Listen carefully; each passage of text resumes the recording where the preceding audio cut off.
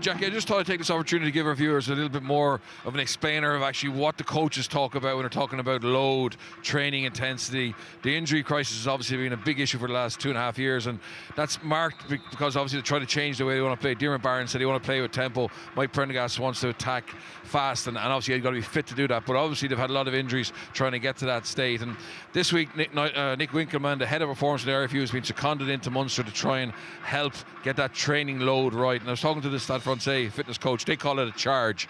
So it's like a charge of a battery, and if you get too low on it, you're going to get injured. So you got to get it right. So there's a company called Kitman Labs, or an Irish company, who work with some of the best teams in the world, and they capture all the data from the sports scientists and actually compile it so the coaches, the heads of performance, can actually get a read on it. And here's a very simple one. So we all know about the GPS units that they were in the back. That measures distance ran. So the total distance is important, and you'll have teams who know what their optimum total distance is, but also the high speed running meters per minute. That's a key one, and they'll try and incorporate that into as much of their games-based training as they can to replicate match conditions. And Ian Costa spoke this week about having stronger Q1 and Q3 because the data shows that they haven't been performing in that. But then you see at the bottom there, these are just some generic photographs to give the viewers an insight into it, but also injury. So what kind of training load, what kind of high speed minutes per minute meters are giving you higher injury load, and you obviously got to be careful of that.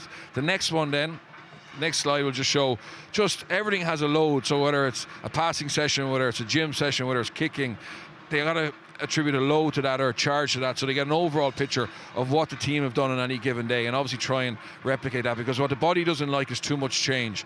There's nothing wrong with training too hard or too low as long as it's consistent. So you have a team picture, you have a forwards picture, a backs picture, you can have an over 25s picture, under 25s picture, because training age is important. And then the last slide is the one where the key is. So individuals. So, what does Peter O'Mahony need to do on a weekly basis, daily basis, to get him ready to play Stade Francais tonight? It could be very different to Alex Kildellan. They're the same profile, but different training age. Nick Winkelman, the head of performance for the RFU, his job is to get the Goldilocks moment for every individual player, so that they get the right training load to get them ready to play without getting injured.